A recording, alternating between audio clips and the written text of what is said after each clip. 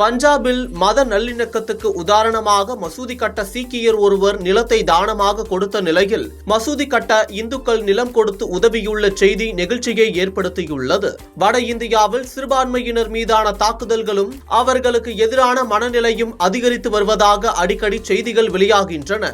ஆனால் அதனையும் தாண்டி அங்கு மத நல்லிணக்கம் தொடர்ந்து நிலவி வருகிறது என்பதை உணர்த்தும் செய்திகளும் வெளிவருகின்றன. அப்படி ஒரு செய்தி தற்போது வெளிவந்து பலரையும் நிகழ்ச்சியில் ஆழ்த்தியுள்ளது.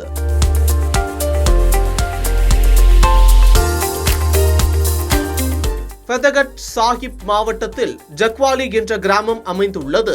இந்த கிராமத்தில் 500 சீக்கிய குடும்பங்களும் 150 இந்து குடும்பங்களும் 100 சீக்கிய குடும்பங்களும் வசித்து வருகின்றன. இந்த கிராமத்தில் குருத்வாரா மற்றும் சிவன் கோவில் உள்ள நிலையில் இஸ்லாமியர்களுக்கு மசூதி இல்லாத நிலையில் அவர்கள் அருகில் உள்ள கிராமத்துக்கு சென்று தொழுகை நடத்தி வந்தனர். இதனால் கிராமத்திலே மசூதி கட்டலாம் என இஸ்லாமியர்கள் முடிவு செய்து அதற்கான பணிகளில் இறங்கியுள்ளனர். சீக்கியரான பிபி ரஜிந்தர் கவுர் என்ற 75 வயதான மூதாட்டியின் இல்லம் மசூதி கட்ட உகந்ததாக இருக்கும் என்று முடிவு செய்யப்பட்ட நிலையில் நிலத்தை விலைக்கு தர முடியுமா என இஸ்லாமியர்கள் சார்பில் அவரிடம் கோரிக்கை வைக்கப்பட்டுள்ளது.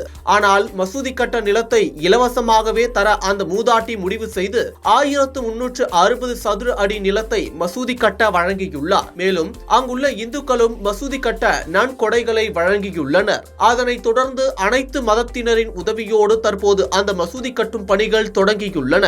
எங்கள் கிராமத்தில் உள்ள இந்துக்கள், இஸ்லாமியர்கள், சீக்கியர்கள் என நாங்கள் அனைவரும் சகோதர உணர்வுடன் வாழ்ந்து வருகிறோம். தலைமுறையாக நாங்கள் இப்படியே இருக்கிறோம் என்று அந்த கிராம மக்கள் இந்த சம்பவம் குறித்து நெகிழ்ச்சியுடன் குறிப்பிட்டுள்ளனர்.